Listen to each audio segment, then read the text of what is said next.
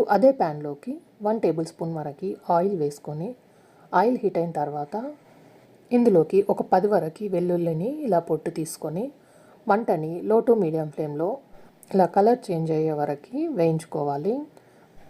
వెల్లుల్లి వేగిన తర్వాత ముందుగా వేయించి పెట్టుకున్న పల్లీలని ఆయిల్లోకి వేసుకోవాలి.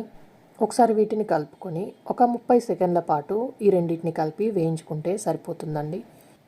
ఇప్పుడు వెంటనే స్టవ్ ఆఫ్ చేసేయాలి. స్టవ్ ఆఫ్ చేసిన తర్వాత వెంటనే ఇప్పుడు ఇందులోకి 1 టేబుల్ స్పూన్ వరకు కారంను వేసుకుంటున్నాను. మీరు రుచికి సరిపడా కారం వేసుకోండి. దీంట్లో మనం పచ్చిమిర్చి వేయనవసరం లేదండి.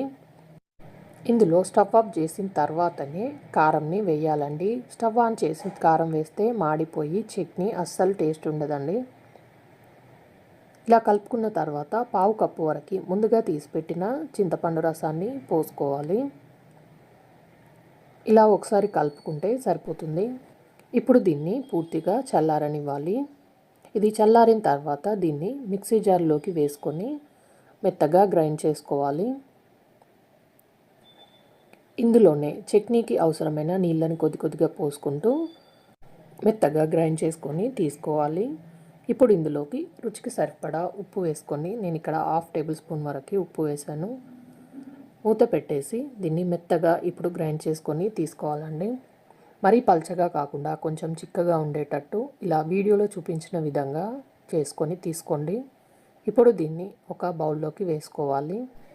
ఇలా చట్నీని గ్రైండ్ చేసి తీసుకున్న తర్వాత ఇప్పుడే ఉంది అసలైన సీక్రెట్ పౌడర్ అండి. ఈ పౌడర్ చేయడానికి స్టవ్ మీద ప్యాన్ పెట్టి దాంట్లో 1 టేబుల్ స్పూన్ వరకు ఆయిల్ వేసి ఆయిల్ వేడైన తర్వాత పావు టేబుల్ స్పూన్ వరకు ఆవాలు, పావు టేబుల్ స్పూన్ జీలకర్ర వేసి ఈ రెండింటిని ఒకసారి కలుపుకొని వేగిన తర్వాత ఇప్పుడు ఇందులోకి 2 to 3 టేబుల్ స్పూన్ వరకు మినపగుళ్ళను వేసుకోవాలి. ఇప్పుడు ఇందులో కొద్దిగా కడిగి తీసుకున్న కరివేపాకును వేసుకొని ఈ మినపప్పుని కలుపుకుంటూ మంటని లో ఫ్లేమ్లోనే పెట్టి దోరగా లైట్ గోల్డెన్ కలర్ వచ్చే వరకు వేయించుకోవాలి.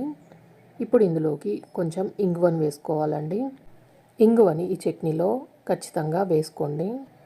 ఇలా ఒకసారి కలుపుకుంటే చూడండి మినపప్పు దోరగా వేగిపోయింది. అలాగే కరివేపాకు కూడా క్రిస్పీగా వేగింది. ఇప్పుడు ఇవి చల్లారిన తర్వాత మిక్సీ జార్లోకి వేసుకొని మెత్తని పౌడర్ లాగా కాకుండా కోర్సుగా ఇలా పలుకుగా ఉండేటట్టుగా గ్రైండ్ చేసుకొని తీసుకోవాలండి.